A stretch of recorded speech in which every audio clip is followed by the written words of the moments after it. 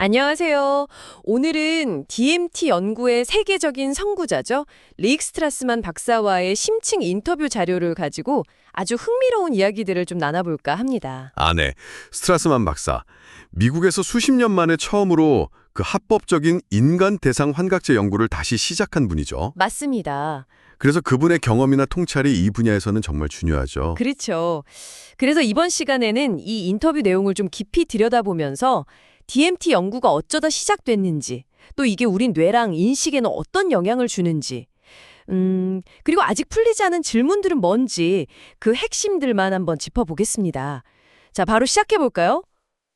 우선 스트레스만 박사가 연구를 시작한 그 과정부터가 참 대단한 것 같아요. 1980년대 말이면 진짜 마약과의 전쟁, 이런 분위기가 엄청 강했을 텐데 대체 어떻게 환각제 연구 자금을 구했을까요? 네, 그게 정말 스트라스만 박사의 좀 뭐랄까 기지가 보이는 부분인데요.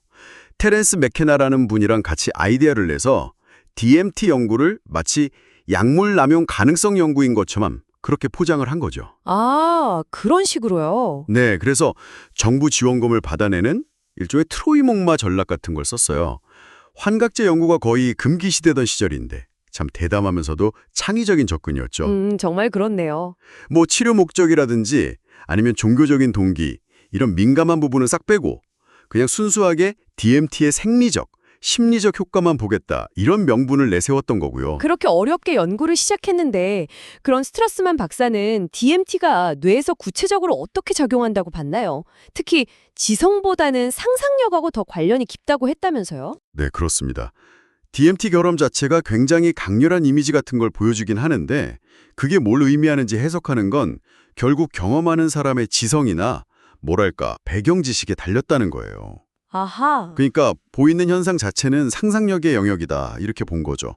이게 또 뇌의 필터 가설하고도 연결이 됩니다. 아, 그 뇌가 외부 정보를 걸러내는 필터 역할을 한다는 그 가설 말씀이시죠? 네, 맞아요. 특히 그 뇌간에 있는 망상활성계라는 부분이 좀 중요할 수 있다고 봤는데요. 망상활성계요? 네, 이게 우리 뇌에서 뭐 주의력이나 각성 상태 이런 걸 조절하는 일종의 관문 같은 거거든요. 근데 평소에는 우리가 현실 인식에 필요한 정보만 딱 통과시키다가 DMT 같은 물질이 들어가면 이 필터의 작동 방식을 잠깐 바꾸는 거죠. 아, 그래서 평소에는 인지하지 못했던 어떤 정보라던가 다른 차원의 인식이 가능해질 수도 있다. 뭐 이런 가설입니다. 근데 더 놀라운 건 우리 뇌 안에서도 DMT가 자연적으로 만들어진다는 거잖아요.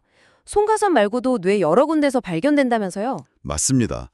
그게 참 신기하죠. 대뇌 피질, 특히 시각 피질 같은 여러 곳에서 발견되는데 이게 정확히 무슨 역할을 하는지는 아직도 미스터리예요. 그렇군요. 뭐 일상적인 현실 인식을 유지하는 데 관여할 수도 있고요. 최근에는 좀 흥미로운 연구 결과가 나왔는데 동물이 죽음에 이를 때 뇌, 특히 시각 피질에서 DMT 농도가 확 올라간다는 거예요. 와, 정말요. 네, 그래서 이게 임사체험이랑 관련이 있는 거 아니냐 이런 이야기도 나오고 있고요.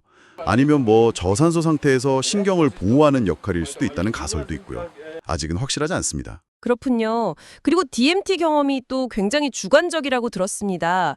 그 레이저 실험 이야기가 참 인상 깊던데요. 같은 DMT를 맞았는데 누구는 레이저에서 산스크리터를 보고 다른 사람은 뭐 영화 매트릭스에 나오는 코드 같은 걸 봤다고요. 바로 그 점입니다. 그게 DMT 경험 해석을 더 복잡하게 만드는 요인이죠. 스트라스만 박사도 그 피험자가 산스크립터를 본 건 아마 그 사람이 이미 관련 지식이 있었기 때문일 수 있다고 지적해요. 아, 개인의 배경이 영향을 준다? 네, 그러니까 경험하는 내용이 개인의 지식이나 문화적 배경에 따라서 크게 달라질 수 있다는 거죠.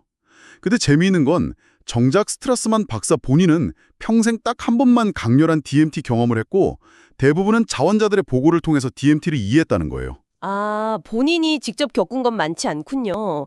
그러면서 DMT를 슈퍼 플라시보라고 불렀다고요? 이건 어떤 의미인가요? 약간 효과가 약하다는 뜻처럼 들리기도 하는데요? 그건 그런 뜻이라기보다는요. 사용자의 마음 상태, 그러니까 세트죠. 그리고 주변 환경, 세팅에 따라서 DMT 효과가 어마어마하게 증폭되거나 그 방향이 결정된다는 의미에 더 가깝습니다. 아하, 세트와 세팅. 네, 그 유명한 세트와 세팅의 중요성을 아주 강하게 표현한 거죠. 예를 들어 치료 목적으로 접근하면 치료적인 경험이 나타날 가능성이 크고 영적인 탐구를 원하면 또 그쪽으로 경험이 흘러갈 수 있다는 거예요. 그렇군요. 스탄 그로프 같은 분들이 말했듯이 환각제는 마음속에 이미 있는 것들을 그냥 비특이적으로 확 증폭시키는 촉매제 같다. 뭐 이런 해석과도 좀 통하는 면이 있습니다. 자, 정리를 좀 해보면 스트라스만 박사의 인터뷰는 DMT 연구의 그 역사적인 맥락부터 시작해서 뇌의 필터 가설, 또 우리 몸 안의 DMT의 미스터리, 그리고 경험의 주관성, 마지막으로 슈퍼 플라시보 개념까지 정말 많은 생각을 하게 만드네요. 네, 맞습니다. 특히 그 슈퍼 플라시보 개념이나 뇌 속 DMT의 역할에 대한 질문들은 결국 이 환각 경험이라는 게 우리 안에서 그냥 증폭된 정보인지 아니면 정말 외부의 어떤 다른 실체와 연결된 건지 이런 아주 근본적인 질문으로 이어지게 되죠. 오늘 이야기는 여기까지 나누도록 하겠습니다.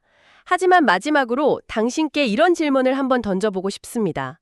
만약에요, 이 DMT 경험이라는 것이 정말 우리 안에 이미 존재하는 것들을 증폭시키는 거울 같은 거라면 우리가 객관적인 현실이라고 굳게 믿는 것과 환각 속에서 마주하게 되는 낯선 존재나 다른 차원이라고 느끼는 것 사이의 경계는 과연 우리가 생각하는 것처럼 그렇게 명확하게 그을 수 있는 선일까요? 아니면 생각보다 훨씬 더 흐릿한 것일까요? 이 질문을 한번 곱씹어 보시면서 저희는 다음 시간에 더 깊은 이야기로 찾아뵙겠습니다.